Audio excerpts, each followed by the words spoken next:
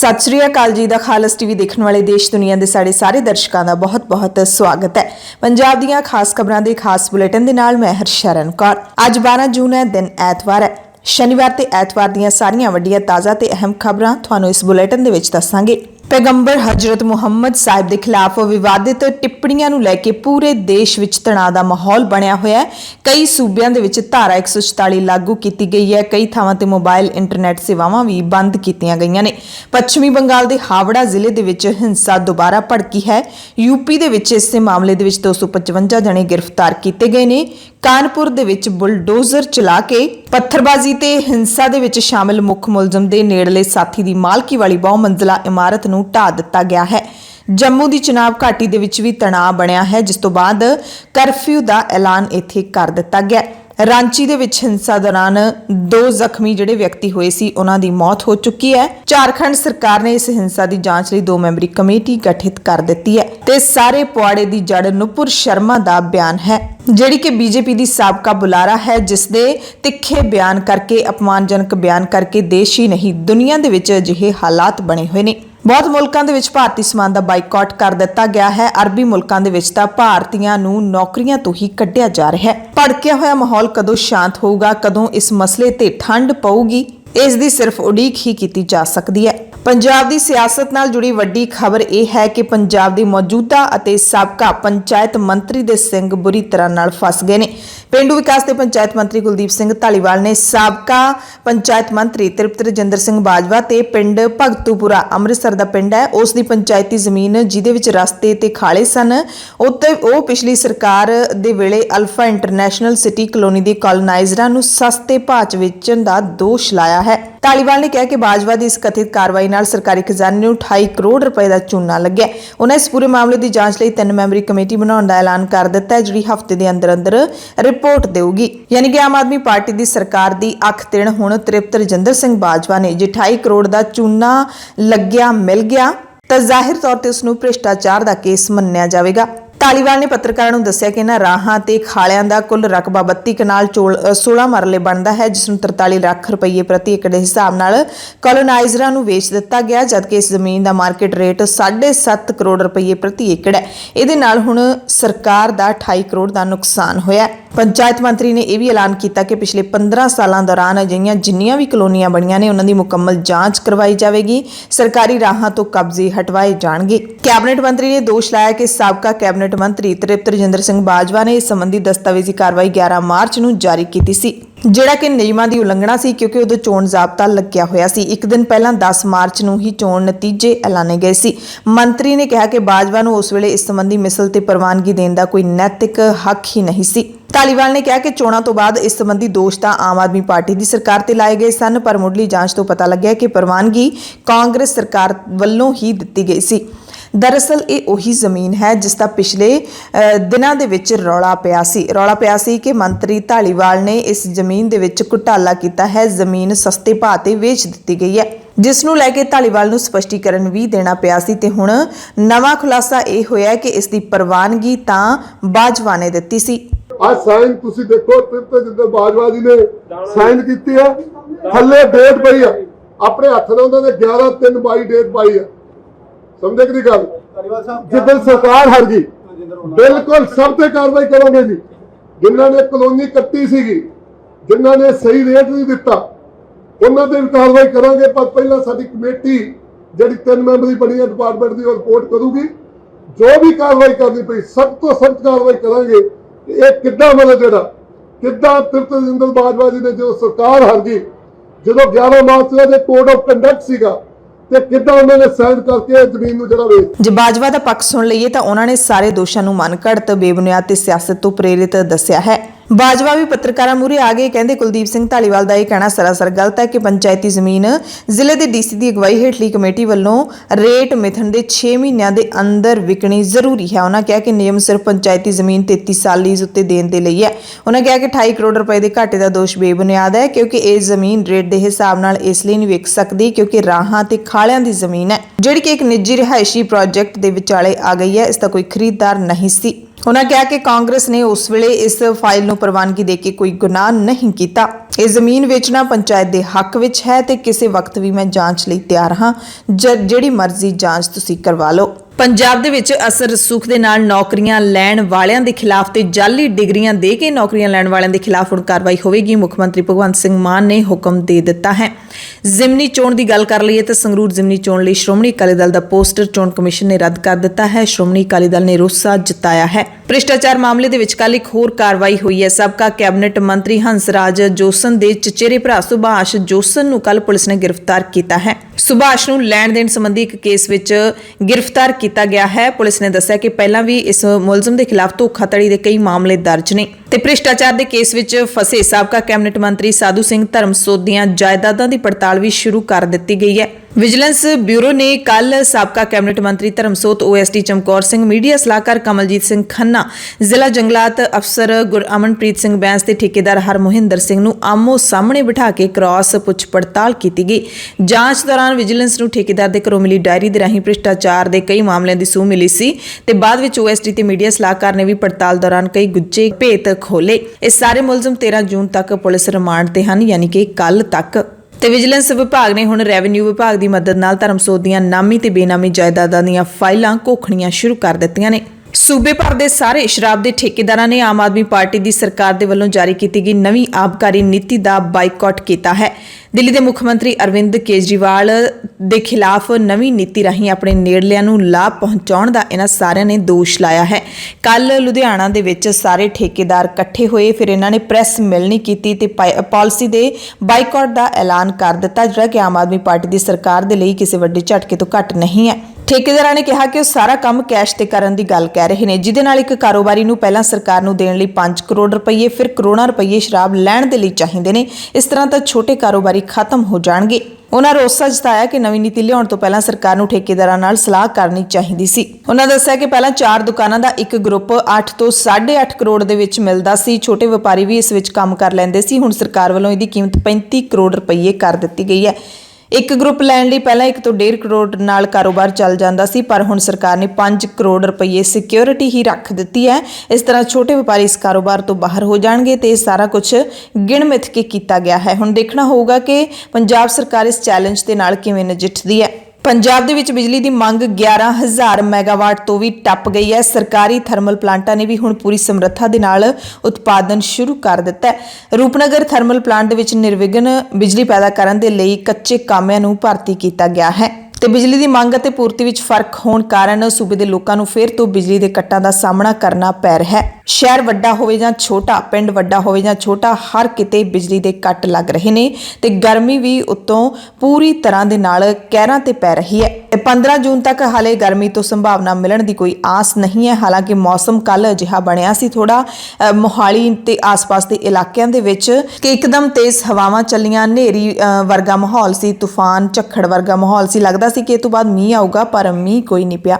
ਕਿਸਾਨ ਫਿਰ ਚਿੰਤਾ ਦੇ ਵਿੱਚ ਨੇ ਕਿਉਂਕਿ ਗੁਲਾਬੀ ਸੁੰਡੀ ਨੇ ਦੂਜੀ ਵਾਰ ਫਿਰ ਹਮਲਾ ਕਰ ਦਿੱਤਾ ਹੈ। ਮਾਨਸਾ ਜ਼ਿਲ੍ਹੇ ਦੇ ਕੁਝ ਪਿੰਡਾਂ ਦੇ ਵਿੱਚ ਕਿਸਾਨਾਂ ਨੇ ਅਗੇਤੀ ਨਰਮੇ ਦੀ ਫਸਲ ਬੀਜਣੀ ਸ਼ੁਰੂ ਕਰ ਦਿੱਤੀ ਸੀ ਤੇ ਜਦੋਂ ਫੁੱਲ ਬਣਨਾ ਸ਼ੁਰੂ ਹੀ ਹੋਇਆ ਸੀ ਤਾਂ ਉਹਦੇ ਵਿੱਚ ਗੁਲਾਬੀ ਸੁੰਡੀ ਪਹਿਲਾਂ ਹੀ ਆਪਣਾ ਕਬਜ਼ਾ ਕਰਕੇ ਬਹਿ ਗਈ ਹੈ, ਜਿਸ ਤੋਂ ਬਾਅਦ ਕਿਸਾਨ ਹੁਣ ਨਰਮੇ ਦੀ ਫਸਲ ਵਾਹੁਣ ਲੱਗੇ ਨੇ। ਜ਼ਿਲ੍ਹਾ ਮੈਜਿਸਟ੍ਰੇਟ ਜਸਪ੍ਰੀਤ ਸਿੰਘ ਨੇ ਖੇਤਾਂ ਵਿੱਚ ਜ਼ਿਆਦਾ ਸਮੇਂ ਤੋਂ ਇੱਕੋ ਥਾਂ ਤੇ ਪਈਆਂ ਨਰਮੇ ਕਪਾਹ ਦੀਆਂ ਛਟੀਆਂ ਨੂੰ 5 ਦਿਨਾਂ ਦੇ ਅੰਦਰ ਸਾੜਨ ਦੇ ਹੁਕਮ ਜਾਰੀ ਕਰ ਦਿੱਤੇ ਨੇ। ਉਹਨਾਂ ਕਿਹਾ ਕਿ ਇਹਨਾਂ ਛਟੀਆਂ ਦੇ ਕਾਰਨ ਗੁਲਾਬੀ ਸੁੰਡੀ ਦੇ ਪੈਦਾ ਹੋਣ ਦੇ ਆਸਾਰ ਬਣ ਜਾਂਦੇ ਨੇ ਤੇ ਹੁਕਮ 9 ਅਗਸਤ ਤੱਕ ਲਾਗੂ ਰਹੂਗਾ। ਝੋਨੇ ਦੀ ਜੇ ਗੱਲ ਕਰ ਲਈਏ ਤਾਂ ਪੰਜਾਬ ਸਰਕਾਰ ਨੇ ਮਾਲਵੇ ਦੇ ਵਿੱਚ 17 ਜੂਨ ਤੋਂ ਪਹਿਲਾਂ ਝੋਨਾ ਨਾ ਲਾਉਣ ਦੇ ਹੁਕਮ ਜਾਰੀ ਕੀਤੇ ਨੇ, ਯਾਨੀ ਕਿ 17 ਜੂਨ ਤੋਂ ਹੀ ਇੱਥੇ ਝੋਨੇ ਦੀ ਲਵਾਈ ਸ਼ੁਰੂ ਹੋ ਸਕਦੀ ਹੈ। ਪਰ ਮਾਨਸਾ ਦੇ ਕਿਸਾਨਾਂ ਨੇ ਬਗਾਵਤ ਦਾ ਝੰਡਾ ਚੁੱਕਦਿਆਂ ਝੋਨੇ ਦੀ ਲਵਾਈ ਸ਼ੁਰੂ ਕਰ ਦਿੱਤੀ ਹੈ। ਹਾਲਾਂਕਿ ਪਾਵਰਕਾਮ ਨੇ ਕਿਸਾਨਾਂ ਨੂੰ ਬਿਜਲੀ ਸਪਲਾਈ ਹਲੇ ਦੇਣੀ ਸ਼ੁਰੂ ਨਹੀਂ ਕੀਤੀ, ਪਰ ਕਿਸਾਨਾਂ ਨੇ ਮਹਿੰਗੇ ਭਾਅ ਦਾ ਡੀਜ਼ਲ ਫੂਕ ਕੇ ਝੋਨਾ ਲਾਉਣਾ ਸ਼ੁਰੂ ਕਰ ਦਿੱਤਾ ਹੈ। ਇਸ ਦਰਮਿਆਨ ਮਾਨਸਾ ਦੇ ਮੁੱਖ ਖੇਤੀਬਾੜੀ ਅਫਸਰ ਡਾਕਟਰ ਮਨਜੀਤ ਸਿੰਘ ਨੇ ਕਿਹਾ ਕਿ ਸਰਕਾਰੀ ਹੁਕਮਾਂ ਦੇ ਮੁਤਾਬਿਕ 17 ਜੂਨ ਤੋਂ ਪਹਿਲਾਂ ਝੋਨਾ ਲਾਉਣ ਵਾਲੇ ਕਿਸਾਨਾਂ ਦੇ ਖਿਲਾਫ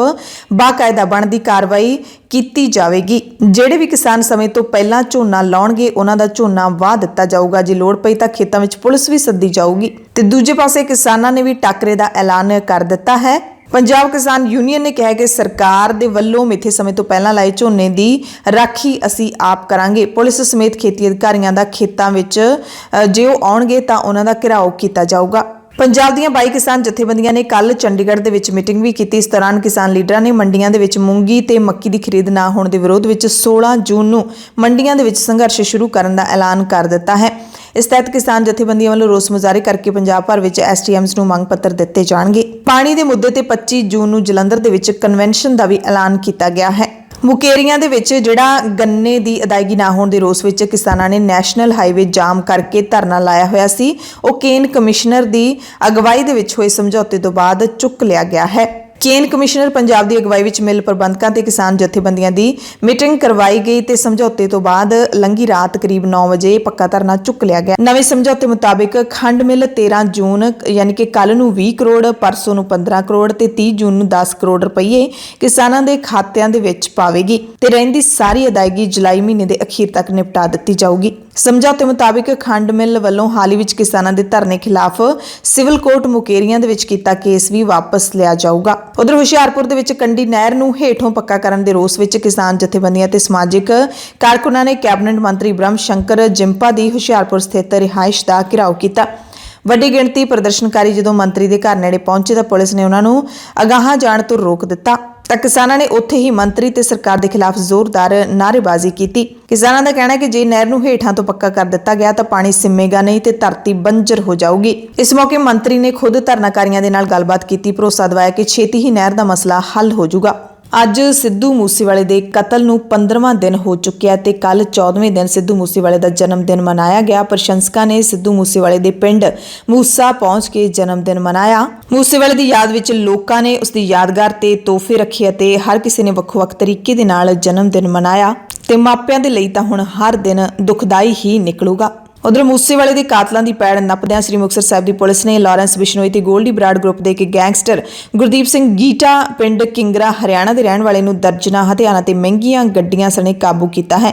ਪੁਲਿਸ ਨੇ ਉਸ ਦੇ 2 ਸਾਥੀਆਂ ਖਿਲਾਫ ਕੇਸ ਦਰਜ ਕਰਕੇ ਉਹਨਾਂ ਦੀ ਭਾਲ ਵੀ ਸ਼ੁਰੂ ਕਰ ਦਿੱਤੀ ਹੈ, ਜਿਨ੍ਹਾਂ ਦੀ ਪਛਾਣ ਗਗਨਦੀਪ ਸਿੰਘ ਉਰਫ ਗੱਗੀ ਤੇ ਗੁਰਪ੍ਰੀਤ ਸਿੰਘ ਉਰਫ ਗੋਪੀ, ਇਹ ਵੀ ਹਰਿਆਣਾ ਦੇ ਕਿੰਗਰਾ ਦੇ ਰਹਿਣ ਵਾਲੇ ਨੇ, ਵਜੋਂ ਹੋਈ ਹੈ। ਪੁਲਿਸ ਨੇ ਦੱਸਿਆ ਕਿ ਇਹ ਬੰਦਾ ਗੋਲਡੀ ਬਰਾੜ ਦੇ ਕਹਿਣ ਤੇ ਹਥਿਆਰ ਲੈ ਕੇ ਆਇਆ ਸੀ। ਇਸ ਦੇ ਕੋਲੋਂ 2 ਪਿਸਤੌਲਾਂ ਤੇ ਇੱਕ 12 ਬੋਰ ਦੀ ਬੰਦੂਕ ਬਰਾਮਦ ਕੀਤੀ ਗਈ ਹੈ। ਮੂਸੇਵਾਲਾ ਕਤਲकांड ਨਾਲ ਜੁੜੀਆਂ ਹੋਰ ਖਬਰਾਂ ਤੁਹਾਨੂੰ ਵਿਸਥਾਰ ਦੇ ਵਿੱਚ ਅੱਗੇ ਦੱਸਦੇ ਹਾਂ। ਪੰਜਾਬ ਦੀਆਂ ਖਾਸ ਖਬਰਾਂ ਦੇ ਖਾਸ ਬੁਲੇਟਿਨ ਦੇ ਵਿੱਚ ਕੁਝ ਹੋਰ ਖਬਰਾਂ ਤੁਹਾਨੂੰ ਵਿਸਥਾਰ ਨਾਲ ਦੱਸਦੇ ਹਾਂ। ਪੰਜਾਬ ਦੇ ਵਿੱਚ ਜਾਲੀ ਸਰਟੀਫਿਕੇਟਾਂ ਦੇ ਸਹਾਰੇ ਨੌਕਰੀਆਂ ਲੈਣ ਵਾਲੇ ਉਮੀਦਵਾਰਾਂ ਦੀ ਹੁਣ ਖੈਰ ਨਹੀਂ ਹੈ। ਜਾਲੀ ਸਰਟੀਫਿਕੇਟਾਂ ਵਾਲੇ ਮੁਲਾਜ਼ਮ ਸਰਕਾਰ ਦੀਆਂ ਨਹੀਂ ਬਲਕਿ ਜੇਲ੍ਹ ਦੀਆਂ ਰੋਟੀਆਂ ਖਾਣਗੇ। ਪੰਜਾਬ ਦੇ ਮੁੱਖ ਮੰਤਰੀ ਭਗਵੰਤ ਸਿੰਘ ਮਾਨ ਨੇ ਫਰਜ਼ੀ ਦਸਤਾਵੇਜ਼ਾਂ ਦੇ ਸਹਾਰੇ ਨੌਕਰੀਆਂ ਲੈਣ ਵਾਲਿਆਂ ਨੂੰ ਜੇਲ੍ਹਾਂ ਵਿੱਚ ਡੱਕਣ ਦਾ ਫੈਸਲਾ ਲੈ ਲਿਆ। ਮੁੱਖ ਮੰਤਰੀ ਦੇ ਨਿਸ਼ਾਨੇ ਉੱਤੇ ਪਹਿਲੇ ਪੜਾਅ ਦੇ ਵਜੋਂ ਸਿਆਸਤਦਾਨਾਂ ਤੇ ਰਸੂਖਦਾਨਾਂ ਦੇ ਰਿਸ਼ਤੇਦਾਰ ਤੇ ਚਹੇਤੇ ਟੰਗੇ ਜਾਣਗੇ। ਇਹ ਬਹੁਤ ਵੱਡੀ ਖਬਰ ਹੈ, ਬਹੁਤ ਵੱਡਾ ਫੈਸਲਾ ਹੈ, ਕਿਉਂਕਿ ਇਹ ਜਿਹੜੇ ਲੋਕ ਨੇ ਉਹ ਹੱਕ ਜਿਨ੍ਹਾਂ ਦਾ ਬਣਦਾ ਹੁੰਦਾ ਹੈ ਉਹਨਾਂ ਦਾ ਹੱਕ ਵੀ ਮਾਰ ਕੇ ਖਾ ਜਾਂਦੇ ਨੇ ਤੇ ਰਿਸ਼ਵਤਖੋਰੀ ਹੈ ਜਿਹੜੀ ਉਹ ਇਹਦੇ ਵਿੱਚ ਇੱਕ ਵੱਡੀ ਤੇ ਅਹਿਮ ਭੂਮਿਕਾ ਨਿਭਾਉਂਦੀ ਹੈ। ਮੁੱਖ ਮੰਤਰੀ ਨੇ ਟਵੀਟ ਕੀਤਾ ਹੈ ਕਿ ਮੇਰੇ ਧਿਆਨ ਦੇ ਵਿੱਚ ਬਹੁਤ ਸਾਰੇ ਕੇਸ ਆਏ ਨੇ ਕਿ ਬਹੁਤ ਹੀ ਰਸੂਖਦਾਰ ਤੇ ਸਿਆਸੀ ਲੋਕਾਂ ਦੇ ਰਿਸ਼ਤੇਦਾਰ ਜਾਲੀ ਨੌਕਰੀਆਂ ਦੇ ਨਾਲ ਜਾਲੀ ਡਿਗਰੀਆਂ ਦੇ ਨਾਲ ਸਰਕਾਰੀ ਨੌਕਰੀਆਂ ਲੈ ਕੇ ਬੈਠੇ ਨੇ। ਛੇਤੀ ਹੀ ਪੰਜਾਬ ਦੇ ਲੋਕਾਂ ਦੇ ਟੈਕਸ ਦੇ ਇੱਕ ਪੈਸੇ ਦਾ ਹਿਸਾਬ ਲੋਕਾਂ ਸਾਹਮਣੇ ਰੱਖਿਆ ਜਾਏਗਾ। ਪੰਜਾਬ ਵਿਧਾਨ ਸਭਾ ਦੇ ਵਿੱਚ ਵੀ ਭਰਤੀ ਦਾ ਮਾਮਲਾ ਆਮ ਆਦਮੀ ਪਾਰਟੀ ਦੀ ਸਰਕਾਰ ਬਣਨ ਤੋਂ ਬਾਅਦ ਹੀ ਉੱਠਿਆ ਹੈ। ਹਾਲਾਂਕਿ ਭਰਤੀ ਕਾਂਗਰਸ ਸਰਕਾਰ ਦੇ ਵੇਲੇ ਹੋਈ ਸੀ। ਪੰਜਾਬ ਵਿਧਾਨ ਸਭਾ ਦੇ ਸਪੀਕਰ ਪਹਿਲਾਂ ਹੀ ਇਸ ਭਰਤੀ ਦੀ ਜਾਂਚ ਦੇ ਹੁਕਮ ਦੇ ਚੁੱਕੇ ਨੇ। ਇਹ ਮਾਮਲਾ ਕੈਬਨਿਟ ਮੰਤਰੀ ਨੇ ਜਿਹੜੇ ਹੁਣ ਹਰਜੋਤ ਸਿੰਘ ਬੈਂਸ, ਇਹਨਾਂ ਨੇ ਪਹਿਲਾਂ ਹੀ ਚੁੱਕ ਲਿਆ ਸੀ ਕਾਂਗਰਸ ਸਰਕਾਰ ਦੇ ਵੇਲੇ ਵੋਟਾਂ ਤੋਂ ਪਹਿਲਾਂ। ਤੇ ਪੰਜਾਬ ਦੇ ਵਿੱਚ ਜਾਲੀ ਸਰਟੀਫਿਕੇਟਾਂ ਦੇ ਸਹਾਰੇ ਨੌਕਰੀਆਂ ਲੈਣ ਦਾ ਮਾਮਲਾ ਵੀ ਕੋਈ ਨਵਾਂ ਨਹੀਂ ਹੈ। ਪੰਜਾਬ 'ਚ ਹਜ਼ਾਰਾਂ ਜਿਹੇ ਅਧਿਆਪਕ ਨੌਕਰੀਆਂ ਕਰ ਰਹੇ ਨੇ ਜਿਨ੍ਹਾਂ ਦੀਆਂ ਡਿਗਰੀਆਂ ਸ਼ੱਕ ਦੇ ਘੇਰੇ ਵਿੱਚ ਨੇ। ਇਸੇ ਕਰਕੇ ਕਈ ਅਧਿਆਪਕਾਂ ਨੂੰ ਨੌਕਰੀਆਂ ਤੋਂ ਹੱਥ ਵੀ ਧੋਣੇ ਪੈ ਗਏ ਨੇ। ਅੱਜ ਅਖਬਾਰਾਂ ਦੇ ਵਿੱਚ ਇੱਕ ਵੱਖਰੀ ਕਿਸਮ ਦਾ ਮਾਮਲਾ ਵੀ ਸਾਹਮਣੇ ਆਇਆ ਹੈ, ਜਿਹਦੇ ਵਿੱਚ ਇੱਕ ਵਿਅਕਤੀ ਦੀ ਕਹਾਣੀ ਦੱਸੀ ਗਈ ਹੈ ਜਿਹੜਾ ਇੱਕੋ ਵੇਲੇ ਪੰਜਾਬ ਸਰਕਾਰ ਦੇ 2 ਸਹਿਕਾਰੀ ਬੈਂਕਾਂ ਦੇ ਵਿੱਚ ਨੌਕਰੀ ਕਰਦਾ ਰਿਹਾ ਹੈ। ਇਹ ਮਾਮਲਾ 2001 ਦੇ ਵਿੱਚ ਹੀ ਸਾਹਮਣੇ ਆ ਗਿਆ ਸੀ, ਪਰ ਬੜੀ ਹੈਰਾਨੀ ਦੀ ਗੱਲ ਹੈ ਕਿ ਪਿਛਲੀਆਂ ਦੋਵੇਂ ਸਰਕਾਰਾਂ ਇਸ ਸਮੇਂ ਦੇ ਦਰਮਿਆਨ ਅਕਾਲੀਆਂ ਦੀ ਸਰਕਾਰ ਵੀ ਆਈ, ਕਾਂਗਰਸ ਦੀ ਸਰਕਾਰ ਵੀ ਆਈ, ਰਿਪੀਟ ਵੀ ਹੋਈਆਂ, ਪਰ ਐਕਸ਼ਨ ਕਿਸੇ ਨੇ ਨਹੀਂ ਲਿਆ ਤੇ ਹੁਣ ਆਮ ਆਦਮੀ ਪਾਰਟੀ ਨੇ ਐਕਸ਼ਨ ਲਿਆ ਹੈ। ਸੂਤਰ ਦੱਸਦੇ ਨੇ ਕਿ ਪਿਛਲੇ 2 ਮਹੀਨਿਆਂ ਦੌਰਾਨ ਕਈ ਅਜਿਹੇ ਮਾਮਲੇ ਸਾਹਮਣੇ ਆਏ ਨੇ, ਖਾਸ ਕਰਕੇ ਵਿੱਤ ਤੇ ਸਹਿਕਾਰੀ ਵਿਭਾਗਾਂ ਦੇ ਵਿੱਚ ਜਿੱਥੇ ਜਾਲੀ ਡਿਗਰੀਆਂ ਲੈ ਕੇ ਲੋਕਾਂ ਦੀ ਨਿਯੁਕਤੀ ਕੀਤੀ ਗਈ ਸੀ। Punjab cooperative agriculture development bank ਦੇ ਮੈਨੇਜਰ ਨੂੰ ਇਸ ਹਫ਼ਤੇ ਦੇ ਸ਼ੁਰੂ ਵਿੱਚ ਇਹਨਾਂ ਦੋਸ਼ਾਂ ਦੇ ਕਾਰਨ ਹੀ ਨੌਕਰੀ ਤੋਂ ਬਰਖਾਸਤ ਕੀਤਾ ਗਿਆ ਸੀ ਤੇ ਉਹ ਇੱਕ ਅਕਾਲੀ ਲੀਡਰ ਦਾ ਰਿਸ਼ਤੇਦਾਰ ਸੀ। ਸੋ ਹੁਣ ਜਿਨ੍ਹਾਂ ਨੇ ਵੀ ਜਾਲੀ ਸਰਟੀਫਿਕੇਟਾਂ ਦੇ ਆਧਾਰ ਤੇ ਨੌਕਰੀਆਂ ਲਈਆਂ ਨੇ ਉਹ ਹੁਣ ਤਿਆਰ ਹੋ ਜਾਣ, ਉਹਨਾਂ ਨੂੰ ਨੌਕਰੀ ਛੱਡਣੀ ਹੀ ਪਵੇਗੀ। ਸਿੱਧੂ ਮੂਸੇਵਾਲਾ ਕਤਲकांड ਦੇ ਵਿੱਚ ਫੜੇ ਗਏ ਮੁਲਜ਼ਮਾਂ ਨੂੰ ਮਾਨਸਾ ਦੀ ਅਦਾਲਤ ਦੇ ਵਿੱਚ ਪੇਸ਼ ਕੀਤਾ ਗਿਆ, ਜਿਨ੍ਹਾਂ ਦੇ ਵਿੱਚੋਂ ਮੂਸੇਵਾਲਾ ਦੀ ਰੈਕੀ ਕਰਨ ਵਾਲੇ ਸੰਦੀਪ ਉਰਫ ਕੇਕੜਾ ਅਤੇ ਪ੍ਰੋਡਕਸ਼ਨ ਵਾਰੰਟ ਤੇ ਲਿਆਂਦੇ ਗਏ ਮੋਨੂ ਡਾਗਰ ਪਵਨ ਨਸੀਬ ਖਾਨ ਦਾ 15 ਜੂਨ ਤੱਕ ਦਾ ਪੁਲਿਸ ਰਿਮਾਂਡ ਹਾਸਲ ਕੀਤਾ ਗਿਆ, ਜਦਕਿ ਮਨਪ੍ਰੀਤ ਮੰਨਾ, ਮਨਪ੍ਰੀਤ ਭਾਊ, ਸਰਾਜ ਮਿੰਟੂ, ਪ੍ਰਭਦੀਪ ਸਿੰਘ ਪੱਬੀ ਅਤੇ ਚਰਨਜੀਤ ਸਿੰਘ ਚੇਤਨ ਨੂੰ ਜੁਡੀਸ਼ੀਅਲ ਰਿਮਾਂਡ ਤੇ ਭੇਜ ਦਿੱਤਾ ਗਿਆ। ਇਸ ਦੀ ਜਾਣਕਾਰੀ ਥਾਣਾ ਸਿਟੀ 1 ਦੇ ਮੁਖੀ ਅੰਗਰੇਜ਼ ਸਿੰਘ ਨੇ ਦਿੱਤੀ ਹੈ। ਸੋ 9 ਮੁਲਜ਼ਮ ਨੇ ਜਿਹੜੇ ਹੁਣ ਤੱਕ ਇਸ ਮਾਮਲੇ ਦੇ ਵਿੱਚ ਫੜੇ ਗਏ ਨੇ। 9 ਦੇ 9 ਮਾਨਸਾ ਪੁਲਿਸ ਦੀ ਹਿਰਾਸਤ ਦੇ ਵਿੱਚ ਨੇ। ਇਹਨਾਂ 9 ਨੂੰ ਮਾਨਸਾ ਦੀ ਅਦਾਲਤ ਦੇ ਵਿੱਚ ਹੀ ਪੇਸ਼ ਕੀਤਾ ਗਿਆ। ਕੇਕੜਾ ਸਣੇ 4 ਦਾ ਪੁਲਿਸ ਰਿਮਾਂਡ ਮਿਲਿਆ ਹੈ। 11 ਜੂਨ ਨੂੰ ਸ਼ੁਭਦੀਪ ਸਿੰਘ ਸਿੱਧੂ ਮੂਸੇਵਾਲੇ ਦੇ ਕਤਲ ਨੂੰ ਪੂਰੇ 13 ਦਿਨ ਹੋ ਚੁੱਕੇ ਨੇ, ਪਰ ਕਹਿ ਸਕਦੇ ਹਾਂ ਕਿ ਪੁਲਿਸ ਦੇ ਹੱਥ ਹਾਲੇ ਤੱਕ ਖਾਲੀ ਦੇ ਖਾਲੀ ਨੇ। ਪੁਲਿਸ ਦੇ ਹੱਥ ਜਿਹੜੇ ਨਿੱਕੇ ਮੋਟੇ ਮੋਹਰੇ ਨੇ ਉਹ ਹਾਲੇ ਤੱਕ ਲੱਗੇ ਨੇ। ਇਹਨਾਂ ਦੇ ਵਿੱਚੋਂ ਕੇਕੜੇ ਵਰਗੇ ਤਾਂ ਅਜਿਹੇ ਨੇ ਜਿਹੜੇ ਕਹਿੰਦੇ ਨੇ ਸਾਨੂੰ ਪਤਾ ਨਹੀਂ ਸੀ ਕਿ ਮੂਸੇਵਾਲੇ ਦਾ ਇਹਨਾਂ ਨੇ ਕਤਲ ਕਰਨਾ, ਸਾਡੇ ਤੋਂ ਸਿਰਫ ਜਾਣਕਾਰੀ ਲਈ ਗਈ ਸੀ ਕਿ ਉਹਦੇ ਬਾਰੇ ਜਾਣਕਾਰੀ ਦਿੱਤੀ ਜਾਵੇ, ਉਹ ਕਦੋਂ ਘਰੋਂ ਨਿਕਲਦਾ, ਕੌਣ ਕੌਣ ਉਹਦੇ ਨਾਲ ਹੁੰਦਾ ਹੈ। ਤੇ ਵੱਡੇ ਜਿਹੜੇ ਮਾਸਟਰਮਾਈਂਡ ਹੈਗੇ ਨੇ ਜਿਹੜੇ ਇਸ ਕਤਲ ਕੇਸ ਦੇ ਵਿੱਚ, ਜਿਹੜੇ ਸ਼ਰੇਆਮ ਕਹਿ ਚੁੱਕੇ ਨੇ ਸਚਿਨ ਬਿਸ਼ਨੋਈ ਵਰਗੇ ਕਿ ਮੈਂ ਖੁਦ ਆਪਣੇ ਹੱਥਾਂ ਦੇ ਨਾਲ ਮੂਸੇਵਾਲੇ ਨੂੰ ਮਾਰਿਆ ਹੈ, ਉਹਨਾਂ ਤੱਕ ਪੁਲਿਸ ਪਹੁੰਚ ਹੀ ਨਹੀਂ ਪਾਈ। ਪਹੁੰਚਣਾ ਤਾਂ ਦੂਰ ਦੀ ਗੱਲ, ਉਹਨਾਂ ਦਾ ਜ਼ਿਕਰ ਵੀ ਨਹੀਂ ਹੋ ਰਿਹਾ। ਇਸ ਮਾਮਲੇ ਦੇ ਵਿੱਚ ਬਹੁਤ ਸਾਰੇ ਸਵਾਲ ਉੱਠ ਰਹੇ ਨੇ। ਪਹਿਲਾ ਸਵਾਲ ਤਾਂ ਇਹ ਹੈ ਕਿ ਪੰਜਾਬ ਪੁਲਿਸ ਜਦੋਂ ਇਸ ਮਸਲੇ ਦੀ ਜਾਂਚ ਕਰ ਰਹੀ ਹੈ ਤਾਂ ਦਿੱਲੀ ਪੁਲਿਸ ਆਪਣੇ ਪੱਧਰ ਤੇ ਜਾਂਚ ਕਿਉਂ ਕਰ ਰਹੀ ਹੈ? ਕੀ ਦਿੱਲੀ ਪੁਲਿਸ ਦਖਲਅੰਦਾਜ਼ੀ ਕਰ ਰਹੀ ਹੈ? ਕੀ ਦੂਸਰੇ ਸੂਬੇ ਦੀ ਪੁਲਿਸ ਨੂੰ ਪੰਜਾਬ ਦੇ ਮੁੱਖ ਮੰਤਰੀ ਨੇ ਇਜਾਜ਼ਤ ਦਿੱਤੀ ਹੈ ਜਾਂਚ ਕਰਨ ਦੀ? ਪੰਜਾਬ ਪੁਲਿਸ ਕਹਿ ਰਹੀ ਹੈ ਕਿ ਲਾਰੈਂਸ ਬਿਸ਼ਨੋਈ ਨੂੰ ਅਸੀਂ ਇਹਦੇ ਵਿੱਚ ਭੂਮਿਕਾ ਦੇ ਵਿੱਚ ਨਹੀਂ ਮੰਨਦੇ, ਪਰ ਦੂਸਰੇ ਪਾਸੇ ਦਿੱਲੀ ਪੁਲਿਸ ਪ੍ਰੈਸ ਕਾਨਫਰੰਸ ਕਰਕੇ ਕਹਿ ਰਹੀ ਹੈ ਕਿ ਲਾਰੈਂਸ ਬਿਸ਼ਨੋਈ ਮੁੱਖ ਸਾਜ਼ਿਸ਼ ਘਾੜਾ ਹੈ, ਮਾਸਟਰਮਾਈਂਡ ਹੈ। ਜੇ ਉਹ ਮਾਸਟਰਮਾਈਂਡ ਹੈ ਤਾਂ ਪੰਜਾਬ ਪੁਲਿਸ ਕਿਉਂ ਉਸ ਨੂੰ ਪ੍ਰੋਡਕਸ਼ਨ ਵਾਰੰਟ ਤੇ ਪੰਜਾਬ ਲਿਆ ਕੇ ਪੁੱਛਗਿੱਛ ਨਹੀਂ ਕਰਦੀ? ਤੇ ਦਿੱਲੀ ਪੁਲਿਸ ਨੂੰ ਪਤਾ ਹੈ ਕਿ ਜੇ ਮਾਸਟਰਮਾਈਂਡ ਹੈ ਤਾਂ ਦਿੱਲੀ ਪੁਲਿਸ ਕਿਉਂ ਉਸ ਨੂੰ ਪੰਜਾਬ ਪੁਲਿਸ ਦੇ ਹਵਾਲੇ ਨਹੀਂ ਕਰਦੀ? ਸੋ ਬਹੁਤ ਸਾਰੇ ਸਵਾਲ ਨੇ ਜਿਹੜੇ ਇਸ ਜਾਂਚ ਦੇ ਤਹਿਤ ਉੱਠ ਰਹੇ ਨੇ। ਤੇ ਜਿਹੜੀ ਅਸਲ ਗੱਲ ਇਹ ਹੈ ਕਿ ਹਾਲੇ ਤੱਕ ਪੁਲਿਸ ਦੇ ਹੱਥ ਉਸ ਮਾਸਟਰਮਾਈਂਡ ਤੱਕ ਪਹੁੰਚ ਨਹੀਂ ਪਾਏ ਜਿਹੜਾ ਸ਼ਾਇਦ ਗੈਂਗਸਟਰਾਂ ਤੋਂ ਵੀ ਵੱਡਾ ਹੈ। ਤੇ 11 ਜੂਨ ਦਾ ਦਿਨ ਸ਼ੁਭਦੀਪ ਸਿੰਘ ਸਿੱਧੂ ਮੂਸੇਵਾਲੇ ਦੇ ਮਾਪਿਆਂ ਸਮੇਤ ਉਸ ਨੂੰ ਚਾਹਣ ਵਾਲਿਆਂ ਨੂੰ ਹੋਰ ਦੁਖੀ ਕਰ ਗਿਆ, ਕਿਉਂਕਿ ਇਸ ਦਿਨ ਸਿੱਧੂ ਮੂਸੇਵਾਲੇ ਨੇ ਆਪਣਾ 29ਵਾਂ ਜਨਮ ਦਿਨ ਮਨਾਉਣਾ ਸੀ। ਜੂਨ ਮਹੀਨੇ ਦੇ ਵਿੱਚ ਹੀ ਬਲਕੌਰ ਸਿੰਘ ਅਤੇ ਚਰਨ ਕੌਰ ਦੀਆਂ ਅੱਖਾਂ ਦੇ ਤਾਰੇ ਦਾ ਵਿਆਹ ਹੋਣਾ ਸੀ। ਜਨਮ ਦਿਨ ਤੇ ਉਹਦੇ ਘਰ ਦੇ ਵਿੱਚ ਪੂਰੀਆਂ ਖੁਸ਼ੀਆਂ ਮਨਾਈਆਂ ਜਾਣੀਆਂ ਸੀ, ਪਰ ਇਸੇ ਦਿਨ ਪਿਤਾ ਚਮਕੌਰ ਸਿੰਘ ਤੇ ਮਾਂ ਚਰਨ ਕੌਰ ਦੀਆਂ ਅੱਖਾਂ ਦੇ ਵਿੱਚ ਫੇਰ ਹੰਝੂ ਥਮੇ ਨਹੀਂ ਜਾ ਰਹੇ, ਕਿਉਂਕਿ ਮਹਿਜ਼ 13 ਦਿਨ ਪਹਿਲਾਂ ਹੀ ਉਹਨਾਂ ਦਾ ਪੁੱਤ ਇਸ ਦੁਨੀਆ ਤੋਂ ਭੇਜ ਦਿੱਤਾ ਗਿਆ ਹੈ। ਘਰ ਦੇ ਵਿੱਚ ਜਿਹੜੇ ਉਹਨੇ ਕੁੱਤੇ ਰੱਖੇ ਸੀ ਆਪਣੇ, ਉਹਨਾਂ ਨੇ ਵੀ ਕਹਿੰਦੇ ਸਵੇਰ ਤੋਂ ਖਾਣੇ ਨੂੰ ਮੂੰਹ ਨਹੀਂ ਲਾਇਆ ਹੈਗਾ। ਉਸੇ ਦਿਨ ਤੋਂ ਥੋੜੇ ਉਦਾਸ ਹੋ ਚੱਲ ਰਹੇ ਨੇ। ਸਿੱਧੂ ਮੂਸੇਵਾਲਾ ਆਪਣਾ ਹਰ ਜਨਮ ਦਿਨ ਆਪਣੇ ਪਿੰਡ ਮੂਸਾ ਦੇ ਵਿੱਚ ਆਪਣੇ ਘਰ 'ਚ ਹੀ ਮਨਾਉਂਦਾ ਸੀ। ਉਹਦੇ ਜਨਮ ਦਿਨ ਵਾਲੇ ਦਿਨ ਵੱਡੀ ਗਿਣਤੀ 'ਚ ਉਹਦੇ ਪ੍ਰਸ਼ੰਸਕ ਕੇਕ ਤੇ ਹੋਰ ਤੋਹਫੇ ਲੈ ਕੇ ਪਹੁੰਚਦੇ ਸੀ ਤੇ ਕਈ ਆਪਣੇ ਹੱਥ ਦੇ ਨਾਲ ਮੂਸੇਵਾਲੇ ਦੀਆਂ ਤਸਵੀਰਾਂ ਬਣਾ ਕੇ ਵੀ ਲੈ ਕੇ ਆਉਂਦੇ ਹੁੰਦੇ ਸੀ। ਤੇ ਇਹ ਜਿਹੜਾ ਜਨਮ ਦਿਨ ਹੈ ਉਹ ਕਹਿਰ ਵਾਲਾ ਜਨਮ ਦਿਨ ਹੋ ਨਿਬੜਿਆ ਹੈ।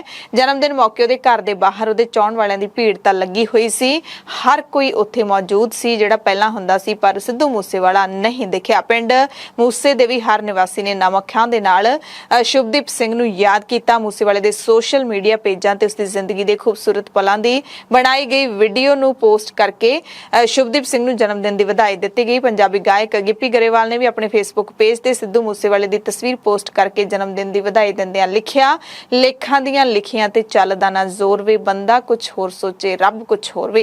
ਸਿੱਧੂ ਮੂਸੇਵਾਲੇ ਦਾ ਜਨਮ 11 ਜੂਨ 1993 ਨੂੰ ਹੋਇਆ ਸੀ। ਉਸਦੇ ਜਨਮ ਦਿਨ ਮੌਕੇ ਕਈ ਥਾਵਾਂ ਤੋਂ ਸ਼ਰਧਾਂਜਲੀ ਦੇਣ ਲੋਕ ਪਹੁੰਚੇ। ਪਾਕਿਸਤਾਨ ਤੋਂ 2 ਭਰਾ ਵੀ ਸਿੱਧੂ ਦੇ ਪਿੰਡ ਪਹੁੰਚੇ, ਮਾਪਿਆਂ ਦੇ ਨਾਲ ਅਫਸੋਸ ਵੀ ਪ੍ਰਗਟਾਇਆ। ਇਹ ਉਹੀ ਭਰਾ ਨੇ ਜੋ ਕਈ ਸਾਲਾਂ ਬਾਅਦ ਪਾਕਿਸਤਾਨ ਕੋਰੀਡੋਰ ਦੇ ਰਾਹੀਂ ਮਿਲੇ ਨੇ, ਵਿਛੜੇ ਹੋਏ ਸੀ, ਹੁਣ ਪਾਕਿਸਤਾਨ ਦੇ ਵਿੱਚ ਇਕੱਠੇ ਹੀ ਰਹਿ ਰਹੇ ਨੇ। ਜਲੰਧਰ ਦੇ ਇੱਕ ਨੌਜਵਾਨ ਨੇ ਜਿਹਦਾ ਕਿ ਐਂਬੂਲੈਂਸਾਂ ਦਾ ਕਾਰੋਬਾਰ ਕਰਦਾ ਹੈ, ਉਸਨੇ ਆਪਣੀ ਇੱਕ ਐਂਬੂਲੈਂਸ ਮੂਸੇਵਾਲੇ ਦੇ ਨਾਮ ਕਰ ਦਿੱਤੀ ਹੈ, ਤੋਹਫਾ ਭੇਜਿਆ ਹੈ। ਐਂਬੂਲੈਂਸ ਐਂਬੂਲੈਂਸ ਦੇ ਚਾਰੇ ਪਾਸੇ ਸਿੱਧੂ ਮੂਸੇਵਾਲੇ ਦੀਆਂ ਤਸਵੀਰਾਂ ਲੱਗੀਆਂ ਹੋਈਆਂ ਨੇ।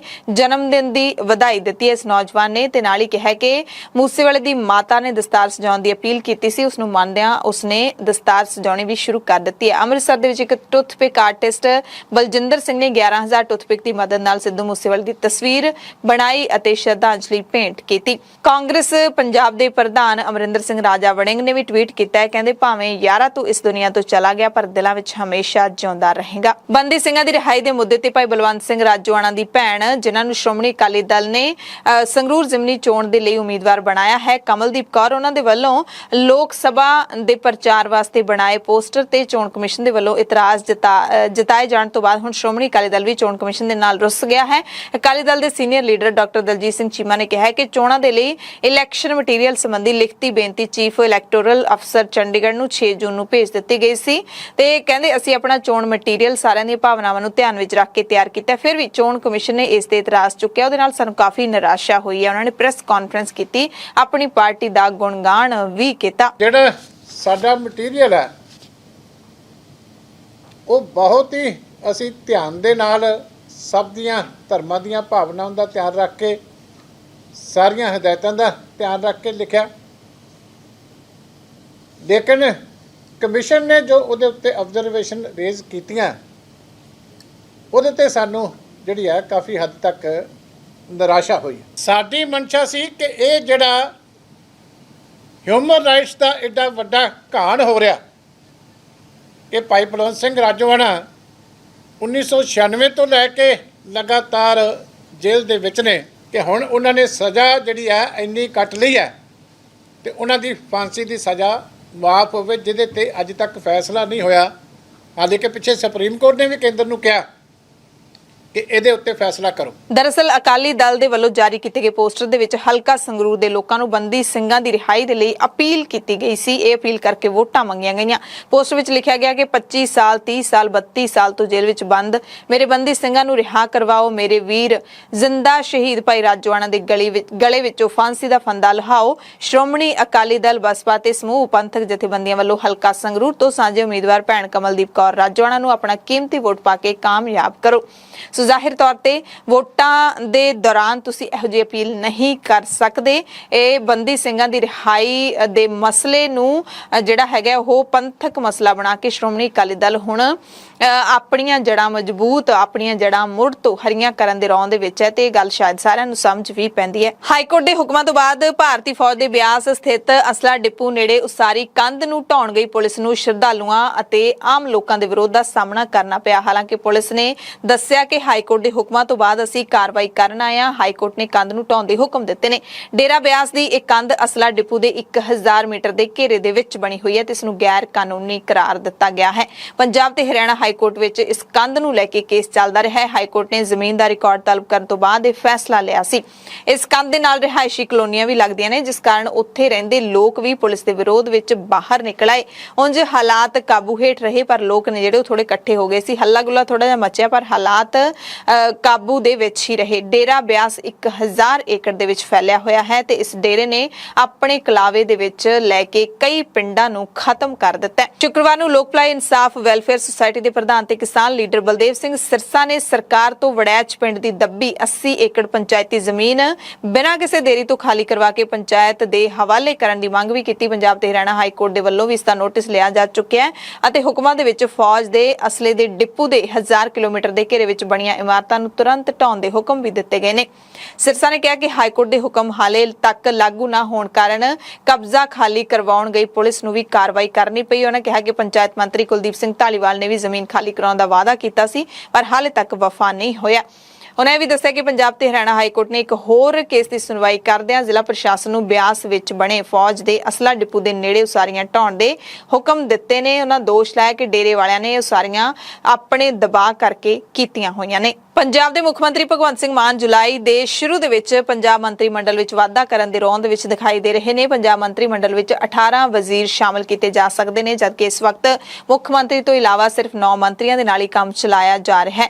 ਮੁੱਖ ਮੰਤਰੀ ਭਗਵੰਤ ਮਾਨ ਤੋਂ ਬਾਅਦ ਬਾਅਦ 10 ਹੋਰ ਮੰਤਰੀਆਂ ਨੂੰ ਸਹੁੰ ਚੁਕਾਈ ਗਈ ਸੀ, ਪਰ ਸਿਹਤ ਮੰਤਰੀ ਵਿਜੇ ਸਿੰਗਲਾ ਨੂੰ ਜੇਲ੍ਹ ਭੇਜਣ ਤੋਂ ਬਾਅਦ ਇਹ ਜਿਹੜਾ ਅਹੁਦਾ ਹੈ ਮੰਤਰਾਲਾ ਉਹ ਖਾਲੀ ਪਿਆ ਹੈ। ਖਬਰਾਂ ਤਾਂ ਇਹ ਵੀ ਨੇ ਕਿ 27 ਜੂਨ ਨੂੰ ਬਜਟ ਪੇਸ਼ ਕਰਨ ਤੋਂ ਬਾਅਦ ਕਿਸੇ ਦਿਨ ਵੀ ਨਵੇਂ ਮੰਤਰੀਆਂ ਨੂੰ ਸਹੁੰ ਚੁਕਾਈ ਜਾ ਸਕਦੀ ਹੈ। ਇਹ ਵੀ ਸਾਨੂੰ ਖਬਰਾਂ ਮਿਲੀਆਂ ਨੇ ਉੱਚ ਸੂਤਰਾਂ ਤੋਂ ਕਿ ਇਸ ਵਾਰੀ ਕੈਬਨਿਟ ਦੇ ਵਿੱਚ ਔਰਤਾਂ ਤੇ ਦੂਜੀ ਵਾਰੀ ਚੁਣੇ ਗਏ ਵਿਧਾਇਕਾਂ ਨੂੰ ਵੱਧ ਥਾਂ ਦਿੱਤੀ ਜਾਊਗੀ। ਮੁੱਖ ਮੰਤਰੀ ਭਗਵੰਤ ਸਿੰਘ ਮਾਨ ਖੁਦ ਮਹਿਸੂਸ ਕਰਦੇ ਨੇ ਕਿ ਟਿਕਾਊ ਸਰਕਾਰ ਚਲਾਉਣ ਲਈ ਉਹਨਾਂ ਸਮੇਤ ਮੰਤਰੀਆਂ ਦਾ ਕੰਮ ਕਰਨਾ ਸਮੇਂ ਦੀ ਲੋੜ ਹੈ। ਮੁੱਖ ਮੰਤਰੀ ਕੋਲ ਇਸ ਵੇਲੇ 28 ਮਹਿਕਮੇ ਨੇ। ਆਮ ਆਦਮੀ ਪਾਰਟੀ ਦੇ ਸੂਤਰ ਦੱਸਦੇ ਨੇ ਕਿ ਮੁੱਖ ਮੰਤਰੀ ਭਗਵੰਤ ਮਾਨ ਤੇ ਆਮ ਆਦਮੀ ਪਾਰਟੀ ਦੇ ਸੁਪਰੀਮੋ ਨੇ ਅਰਵਿੰਦ ਕੇਜਰੀਵਾਲ ਨੇ ਹਿਮਾਚਲ ਫੇਰੀ ਦੌਰਾਨ ਮੰਤਰੀ ਮੰਡਲ ਬਾਰੇ ਗੱਲਬਾਤ ਵੀ ਕੀਤੀ ਹੈ। ਕਨਸੋਆਂ ਤਾਂ 3 ਤੋਂ 4 ਵਿਧਾਇਕਾਂ ਦੇ ਮਹਿਕਮੇ ਬਦਲਣ ਦੀਆਂ ਵੀ ਮਿਲੀਆਂ ਨੇ। ਇੱਕ ਨੂੰ ਜ਼ਿੰਮੇਵਾਰੀ ਤੋਂ ਮੁਕਤ ਕਰਨ ਤੇ ਵੀ ਵਿਚਾਰ ਕੀਤਾ ਗਿਆ ਹੈ ਤੇ ਹੁਣ ਉਹ ਕਿਹੜਾ ਮੰਤਰੀ ਹੈ ਜਿਸ ਨੂੰ ਲਾਂਭੇ ਕੀਤਾ ਜਾ ਸਕਦਾ ਹੈ, ਇਹ ਕਾਫੀ ਦੇਖਣਾ ਦਿਲਚਸਪ ਰਹੇਗਾ। ਪੰਜਾਬ ਦੇ ਵਿੱਚ ਅੱਤ ਦੀ ਗਰਮੀ ਦੇ ਦਰਮਿਆਨ ਪੰਜਾਬ ਖੇਤੀਬਾੜੀ ਯੂਨੀਵਰਸਿਟੀ ਦੇ ਵੱਲੋਂ ਇੱਕ ਐਡਵਾਈਜ਼ਰੀ ਜਾਰੀ ਕੀਤੀ ਗਈ ਹੈ, ਪਰ ਇਹ ਐਡਵਾਈਜ਼ਰੀ ਐਤਕੀ ਇਨਸਾਨਾਂ ਦੇ ਲਈ ਨਹੀਂ, ਐਤਕੀ ਪਸ਼ੂਆਂ ਦੇ ਲਈ ਹੈ।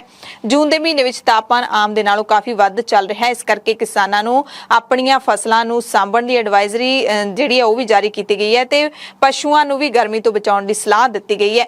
ਪੀਏਯੂ ਨੇ ਉੱਚ ਤਾਪਮਾਨ ਦੇ ਨੁਕਸਾਨ ਦੇ ਪ੍ਰਭਾਵਾਂ ਬਾਰੇ ਚੇਤਾਵਨੀ ਦੇਣ ਦੇ ਲਈ ਇਹ ਸਲਾਹ ਦਿੱਤੀ ਹੈ। ਇਸ ਵਿੱਚ ਪਸ਼ੂਆਂ ਨੂੰ ਲਗਾਤਾਰ ਪੌਸ਼ਟਿਕ ਆਹਾਰ ਦੇਣ, ਖਾਸ ਕਰਕੇ ਵਿਦੇਸ਼ੀ ਨਸਲ ਦੀਆਂ ਗਾਵਾਂ ਦੇ ਲਈ ਕੂਲਰ ਪੱਖੇ ਦਾ ਪ੍ਰਬੰਧ ਕਰਨ ਲਈ ਵੀ ਕਿਹਾ ਗਿਆ ਹੈ। ਸਲਾਹ ਦੇ ਵਿੱਚ ਕਿਹਾ ਕਿ ਵੱਧਦੀ ਗਰਮੀ ਦੇ ਮੱਦੇਨਜ਼ਰ ਪਸ਼ੂਆਂ ਤੇ ਪਾਲਤੂ ਜਾਨਵਰਾਂ ਵੱਲ ਧਿਆਨ ਦੇਣ ਦੀ ਵੀ ਲੋੜ ਹੈ। ਪਸ਼ੂਆਂ ਨੂੰ ਗਰਮੀ ਤੇ ਡੀਹਾਈਡਰੇਸ਼ਨ ਦੇ ਪ੍ਰਭਾਵਾਂ ਤੋਂ ਬਚਾਉਣ ਲਈ ਉਹਨਾਂ ਨੂੰ ਲਗਾਤਾਰ ਪਾਣੀ ਪਿਆਉਂਦੇ ਰਹੋ, ਪੌਸ਼ਟਿਕ ਆਹਾਰ ਦਿਓ, ਘਰ ਦੇ ਅੰਦਰ ਹੀ ਰੱਖੋ, ਬਾਹਰ ਨਾ ਲੈ ਕੇ ਜਾਓ। ਸਮੇਂ-ਸਮੇਂ ਤੇ ਪਸ਼ੂਆਂ ਨੂੰ ਨਹਾਉਣ ਦੀ ਸਲਾਹ ਹੈ ਜਿਹੜੀ ਉਹ ਵੀ ਦਿੱਤੀ ਗਈ ਹੈ। ਐਗਰੀਕਲਚਰ ਯੂਨੀਵਰਸਿਟੀ ਦੇ ਵੱਲੋਂ ਐਡਵਾਈਜ਼ਰੀ ਦੇ ਵਿੱਚ ਕਿਹਾ ਗਿਆ ਕਿ ਨਵੇਂ ਪੁੰਗਰ ਦੇ ਪੌਦੇ ਵੀ ਸੂਰਜ ਦੀ ਰੋਸ਼ਨੀ ਦੇ ਨਾਲ ਮੁਰਝਾ ਸਕਦੇ ਨੇ ਜਾਂ ਫਿਰ ਖਤਮ ਹੋ ਸਕਦੇ ਨੇ। ਮਾਨਸਾ ਜ਼ਿਲ੍ਹੇ ਦੇ ਵਿੱਚ ਇਸ ਵਾਰ ਫਿਰ ਨਰਮੇ ਦੀ ਫਸਲ ਦੇ ਉੱਤੇ ਗੁਲਾਬੀ ਸੁੰਡੀ ਨੇ ਹਮਲਾ ਕਰ ਦਿੱਤਾ ਹੈ। ਪਿਛਲੇ ਸਾਲ ਨਰਮੇ ਦੀ ਫਸਲ ਤੇ ਹੋਏ ਗੁਲਾਬੀ ਸੁੰਡੀ ਦੇ ਹਮਲੇ ਕਾਰਨ ਨੁਕਸਾਨੇ ਨਰਮੇ ਦੇ ਕਾਰਨ ਆਰਥਿਕ ਤੰਗੀ ਝੱਲ ਰਹੇ ਕਿਸਾਨ ਹਾਲੇ ਤੱਕ ਸੰਭਲੇ ਵੀ ਨਹੀਂ ਸੀ ਕਿ ਇਸ ਵਾਰੀ ਮੁੜ ਤੋਂ ਕਿਸਾਨਾਂ ਦੇ ਉੱਤੇ ਉਹੀ ਵਿਪਤਾ ਆ ਪਈ ਹੈ। ਗੁਲਾਬੀ ਸੁੰਡੀ ਨੇ ਅਗੇਤੀ ਜਿਹੜੀ ਨਰਮੇ ਦੀ ਫਸਲ ਬੀਜੀ ਹੈ ਉਸ ਤੇ ਹਮਲਾ ਕਰ ਦਿੱਤਾ ਹੈ। ਅਗੇਤੇ ਬੀਜੇ ਨਰਮੇ ਦੇ ਜਿਉਂ ਹੀ ਫੁੱਲ ਬਣਨੇ ਸ਼ੁਰੂ ਹੋਏ ਤਾਂ ਫੁੱਲ ਵਿੱਚ ਹੀ ਗੁਲਾਬੀ ਸੁੰਡੀ ਐਤਕੀ ਵੇਖਣ ਨੂੰ ਮਿਲ ਰਹੀ ਹੈ, ਜਿਸ ਕਾਰਨ ਕਿਸਾਨ ਭਿਆਨਕ ਹਮਲੇ ਤੋਂ ਡਰ ਦੇ ਵਿੱਚ ਨੇ। ਪਿੰਡ ਭਲਾਈਕੇ, ਮਾਨਸਾ ਦਾ ਪਿੰਡ ਭਲਾਈਕੇ, ਇੱਥੇ ਨਰਮੇ ਦੀ ਫਸਲ ਤੇ ਹੋਏ ਗੁਲਾਬੀ ਸੁੰਡੀ ਦੇ ਹਮਲੇ ਕਾਰਨ ਕਿਸਾਨ ਰਾਮ ਸਿੰਘ ਨੇ ਆਪਣੀ 1.5 ਏਕੜ ਨਰਮੇ ਦੀ ਫਸਲ ਹੀ ਵਾਹ ਦਿੱਤੀ ਹੈ। ਕਈ ਹੋਰ ਕਿਸਾਨਾਂ ਨੇ ਵੀ ਦੱਸਿਆ ਕਿ ਉਹਨਾਂ ਨੇ ਸਰੋਂ ਵਾਲੇ ਖੇਤ ਵਿੱਚ ਅਗੇਤਾ ਨਰਮਾ ਬੀਜਿਆ ਸੀ, ਜਿਸ ਨੂੰ ਫੁੱਲ ਪੈਣ ਸਾਰ ਹੀ ਗੁਲਾਬੀ ਸੁੰਡੀ ਨੇ ਆਪਣੀ ਲਪੇਟ ਦੇ ਵਿੱਚ ਲੈ ਲਿਆ। ਕਿਸਾਨਾਂ ਨੇ ਧਰਨੇ ਮੁਜ਼ਾਹਰੇ ਕੀਤੇ। ਸਰਕਾਰ ਅਤੇ ਸੰਬੰਧਿਤ ਮਹਿਕਮੇ ਤੋਂ ਮੰਗ ਕਰ ਰਹੇ ਨੇ ਕਿ ਕਿਸਾਨਾਂ ਨੂੰ ਚੰਗੀ ਕਿਸਮ ਦੇ ਉੱਤਮ ਬੀਜ ਮੁਹੱਈਆ ਕਰਵਾਏ ਜਾਣ। ਹਾਲਾਂਕਿ ਕਿਸਾਨਾਂ ਨੇ ਦੱਸਿਆ ਕਿ ਐਤਕੀ ਬੀਜਾਂ ਵਾਲੀਆਂ ਕੰਪਨੀਆਂ ਨੇ ਦਾਅਵਾ ਕੀਤਾ ਸੀ ਕਿ ਬਹੁਤ ਵਧੀਆ ਕੁਆਲਿਟੀ ਦੇ ਬੀਜ ਨੇ, ਪੱਕੇ ਬਿੱਲ ਜਿਹੜੇ ਉਹਨਾਂ ਨੇ ਦਿੱਤੇ ਸੀ, ਪੱਕੇ ਬਿੱਲ ਦੇ ਕੇ ਬੀਜ ਖਰੀਦੇ ਸੀ, ਪਰ ਫਿਰ ਵੀ ਨਰਮੇ ਦੀ ਫਸਲ ਨੂੰ ਗੁਲਾਬੀ ਸੁੰਡੀ ਖਾਣ ਲੱਗ ਪਈ ਹੈ। ਕਿਸਾਨਾਂ ਮੁਤਾਬਿਕ ਨਹਿਰੀ ਪਾਣੀ ਦੀ ਵੀ ਬਹੁਤ ਵੱਡੀ ਘਾਟ ਹੈ। ਧਰਤੀ ਹੇਠਲਾ ਪਾਣੀ ਸ਼ੋਰੇ ਵਾਲਾ ਹੋਣ ਕਰਕੇ ਕੋਈ ਫਸਲ ਨਹੀਂ ਹੋ ਪਾਉਂਦੀ। ਨਰਮੇ ਤੇ ਕਣਕ ਦੀ ਫਸਲ ਤੋਂ ਬਿਨਾ ਉਹਨਾਂ ਨੂੰ ਹੋਰ ਕਿਸੇ ਫਸਲ ਦੀ ਆਸ ਹੀ ਨਹੀਂ ਹੁੰਦੀ ਤੇ ਹੁਣ ਨਰਮੇ ਦੀ ਫਸਲ ਵਾਹ ਦੇਣਗੇ ਤਾਂ ਕਿਹੜੀ ਫਸਲ ਬੀਜਣਗੇ।